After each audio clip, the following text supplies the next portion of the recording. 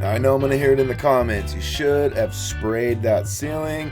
You should have rolled it in the other direction. I can't believe this guy's using a 9-inch roller to roll a ceiling. Holy cow. You know what? Doesn't really matter. I chose to do this with the roller mainly because I want to show some guys out there that you don't need all the fancy equipment to get started. You really don't. You need a bucket, a brush, and a roller. All of the stuff which you can get for pretty cheap. And right out the gate, you can go and start doing a whole house essentially. This job, the ceiling was going to be the same color and same paint as the walls.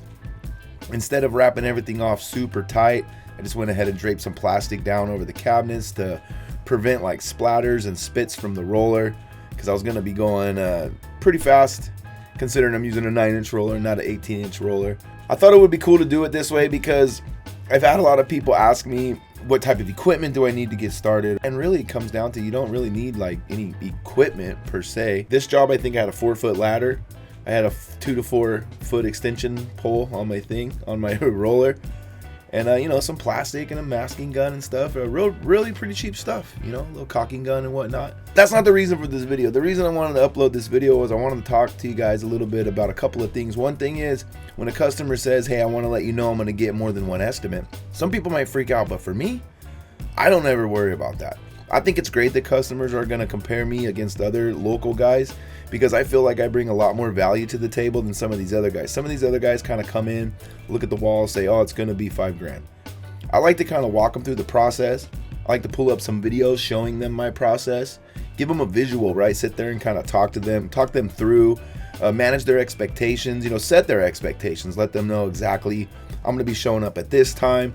I'll make sure to be out by this time every day. Make sure that you use the back door today because I'm going to have the front door wrapped off. Things like that, right? Not every paint business is going to do that for the client. They're going to come in, they're going to shoot a number because maybe they're too busy.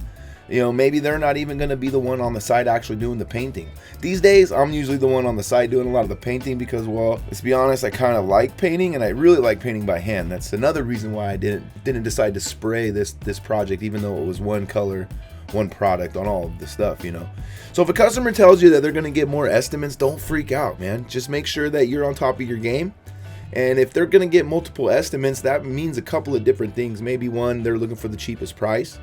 And in that case, you know, we've talked about that before in other videos. Don't adjust your price. Don't lower your price.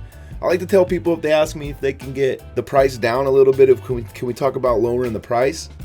I'll come at it 2 different ways. My favorite way and most common way is I tell them, you know, I've already given you my best price. I never try to I never try to overcharge anybody for anything. I never try to come up on anybody. I'm always giving my best price for the project. And some people can do a lower because, well, maybe they don't have as much overhead as you do. Maybe they're not using any software. Maybe they don't have anybody in an office, you know. Maybe they're not paying shop fees. Maybe they're not paying workman's comp. I don't really know. But for me, when I give a price, it already is my best price. One of my friends recently that he owns a roofing company had somebody come at him and ask him for a lower price. And the funny thing is, he stuck to his guns. I'll go ahead and put a screenshot of the conversation here. But he stuck to his guns. He said, if I do a price for less, can I do less of a good job? And the person laughed and was like, you know, obviously not. They don't want you to do less of a good job. So they ended up approving the estimate, and the job went forward. And this is something that I feel like is really important. So anytime somebody says I'm going to get a couple estimates, don't freak out. Just let them know that you got your best price. And that's how you do it. For me, I like to use Jobber, and I preset all my jobs, have like a price book, and in my price book everything's kind of detailed out, so that way when I do go out and I do an estimate, it's really easy for me. I just kind of punch it in, and then I'll talk them through the process, and then, you know, I show up the paint. A lot of people that do the estimates aren't on site painting, but for me, typically lately, I have been. So anyway, it's a real quick video, guys. I hope you got some value out of this. If you did, hit the like button, subscribe if you want, and I'll see you guys in the next video. Peace.